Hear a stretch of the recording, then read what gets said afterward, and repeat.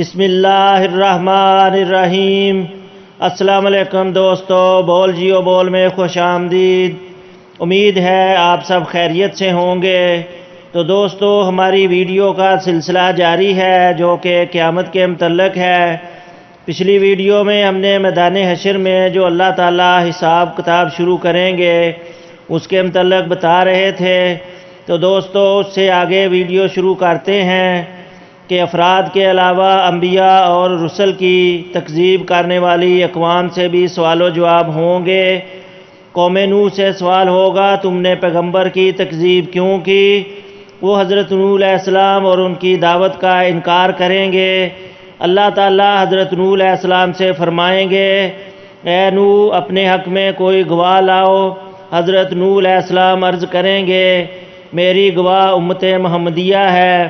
چنانچہ امت محمدیہ کے علماء، اولیاء، صلحاء حاضر کیے جائیں گے اور وہ گواہی دیں گے کہ ہاں، نوح علیہ السلام پیغمبر بنا کر بھیجے گئے تھے اور انہوں نے 950 سال تک حق رسالت ادا کیا۔ قوم نوح کہے گی، تم تو ہمارے زمانے میں موجود ہی نہیں تھے، تم یہ گواہی کیسے دے رہے ہو؟ اس پر رسول اکرم صلی اللہ علیہ وسلم کو لایا جائے گا اور وہ اپنی امت کی صداقت کی گواہی دیں گے کہ میری امت نے قرآن مجید کی روح سے بالکل سچی گواہی دی ہے۔ رسول اکرم صلی اللہ علیہ وسلم کی اس گواہی کے بعد قوم نوح لاجواب ہو جائے گی اور مجرم قرار پا کر جہنم میں ڈال دی جائے گی۔ ایسا ہی معاملہ قوم ہود، قوم صالح، قوم شعیب، قوم لوط اور دوسرے انبیاء کی اقوام کے ساتھ ہوگا۔